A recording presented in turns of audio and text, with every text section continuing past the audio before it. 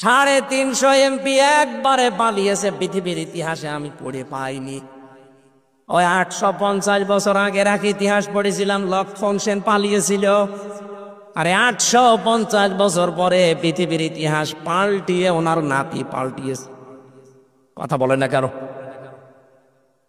কোরআনের এই আয়াত থেকে আমি যেটা পেয়েছি, এদিকে তাকা, আল্লাহ রাব্বুল আলামিন যেটা জানাতে চেয়েছেন তাদের জন্য অপমানজনক শাস্তি আমি আল্লাহ রেডি করে রাখি, যারা জুলুম করবে এবং যারা জালিমদের সহযোগী হবে। জাতীয় মসজিদের ইমাম তো সম্মানের পাত্র, অথচ কয়েকদিন আগে যে অপমান হয়েছে এই মহিন শব্দটা ওর সাথে মিলে যায়। মুসল্লিদের পক্ষ থেকে জুতা পিটা করেছে, ও বলছে আমার কাছে জুতা লাগেনি। ওরে শয়তান, এতগুলো জুতা খেয়েছে, জুতা লাগেনি। আর কত অপমান হবেন।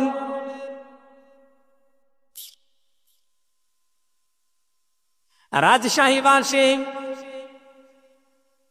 সূরা নামের 44 নম্বর আয়াতের পরের অংশ বলছি। এবার ওদের যে আল্লাহ হতাশ করে দিয়েছে, ওরা নিরাশ হয়ে গেছে। আল্লাহ বলেন ফাকুতিআ দাবিরুল কওমিল্লাযীনা যালামু, জালেমদের শিকড় কেটে দেওয়া হয়েছে। কেটেছে কে জানা নেই। ফাকুতিআ মাসউল এর ফাইল জানা নেই। সুতরাং এই দেশে জালেমদের শিকড় কাটা আরম্ভ হয়েছে। এদেশে জালেমদের কোন শিকড় থাকবে না। কে কাটবে কেউ জানবে না।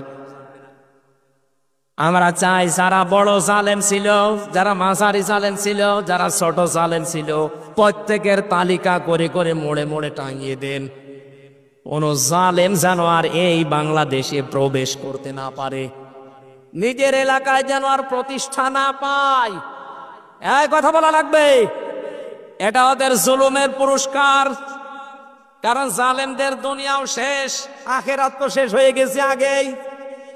জালেমদের জন্য আখিরাতে কিচ্ছু নেই। জালেম মরবে আর জাহান্নামে যাবে।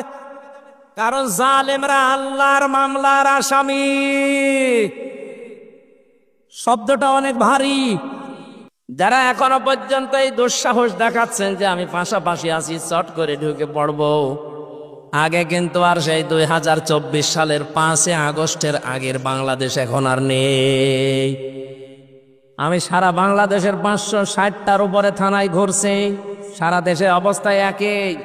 জালেম দেখলেই তাদের শিকড় কেটে দিচ্ছে। কোরআন জানাচ্ছে কে কাটছে জানা নেই। জালেমদের ভেতরে ভয় লাগিয়েছে কে?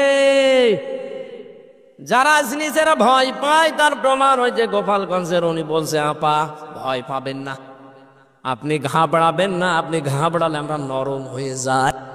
ওরা যে নরম হয়েছে, ওদের শিকড় যে কেটে গেছে, এ কথা কার?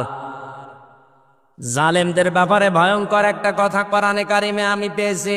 সূরা শূরা 42 নম্বর আয়াত, ইন্নামাস সাবিলু আলাল্লাযীনা ইয়াযলিমুনান নাস। আল্লাহ পাক বলেন অবশ্যই আমি নিজে কিয়ামতের ময়দানে জালেমদের বিরুদ্ধে বাদী হয়ে মামলা দায়ের করব। এদেশের 1628টা চেয়ার ছিল।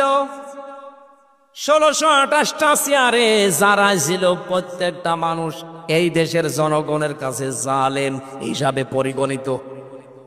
কথা বলা লাগবে। এই 1628টা চেয়ারের কারণে আজ হাজার হাজার মানুষ গুম হয়ে গেছে, খুন হয়ে গেছে, বছরের পরে বছর আমার মতো জেল খেটেছে। কত কিছু থেকে তারা বৈষম্যের শিকার ছিল। এমনিতেই ছেলে মেয়েরা ফুসে ওঠেনি। বিশ্ববিদ্যালয় থেকে অনার্স মাস্টার্স করে ফার্স্ট ক্লাস ফার্স্ট হওয়ার পরেও তার জায়গায় সে যেতে পারবে না। এর চাইতে বৈষম্য আর কি হতে পারে? আমরা চাই কিয়ামতের আগে এই বৈষম্য যেন এদেশে আর ফিরে না আসে। জালেমরা যেহেতু এই দেশে হামসার মামলার আসামি না, এরা সরাসরি মামলার আসামি। কার? এখানে কোন জালেম এদেশে থাকতে পারবে না। এদেশে থাকতে হলে মানুষের বন্ধু হয়ে থাকা লাগবে। নবীজির হাদিস ছিল খয়রুন নাস মাইয়ানফাউন নাস। হাদিসের ব্যাখ্যার দিকে আমি পড়েছি, নবীজি কিন্তু এ কথা বলেন না যে সর্বোত্তম মানুষ ওই লোকটা যে লোকটা মুসলমানের উপকার করে না। খায়রুন নাস মাই ইয়ানফাউন নাস, ইয়ানফাউ মুজারে বর্তমান ভবিষ্যৎ, প্রেজেন্ট ফিউচার, নাস মানে মানুষ। নবীজি খায়রুন নাস ইয়ানফাউল মুসলিমুনা বলতে পারতো না? পৃথিবীতে যারা মুসলমানের উপকার করে এরাই উত্তম না। মানুষ হয়ে যদি কেউ মানুষের উপকার করে, মানুষকে সাহায্য করে, তাকে একটু এগিয়ে দেওয়ার জন্য চেষ্টা চালায়, আল্লাহর দরবারের উত্তম মানুষ। সুবহানাল্লাহ বলতে পারেন নাই? এটা আমার মনে হয় এই বাংলাদেশে সবচাইতে বেশি এই হাদিসটা মেনে চলছে এখন আমিরে জামাত ডাক্তার শফিকুর রহমান। আপনি দেখছেন না 5 তারিখের পর থেকে তার অ্যাক্টিভিটিস, বিশ্ব নবী কাদের স্ত্রী খাদিজাতুল কুবরা রাদিয়াল্লাহু তাআলা আনহা 5টা বিষয়ে সান্ত্বনা দিয়েছিলেন যে আপনি তো এই 5টা কাজ করেন, আপনাকে আল্লাহ ভয় দেখাবে না, আপনি ভয়হীন, আপনাকে কেউ ভয় দেখাতে পারে না। তার 2 নাম্বারে এটা ছিল ওয়া তাহমিলুল কাল্লা, আপনি মানুষের বোঝা হালকা করে দেন। এই 15.5 বছরে কত মানুষের বোঝা আপনি আরো ভারী করে দিয়ে গেলেন। বিশেষ করে 5 আগস্টের আগ পর্যন্ত এই দেশে 2780 জন এখনো পর্যন্ত হাসপাতালে কাতরাচ্ছে। তারা তাদের পরিবারের কাছে, ভাই বোনের কাছে, মা বাবার কাছে বোঝা। এই কথা বলে না কেন? 1080 জনের উপরে শহীদ হয়েছে এই দেশে। এই মানুষগুলো পরিবার চালাতো, অথচ পরিবারের জন্য তারা বোঝা।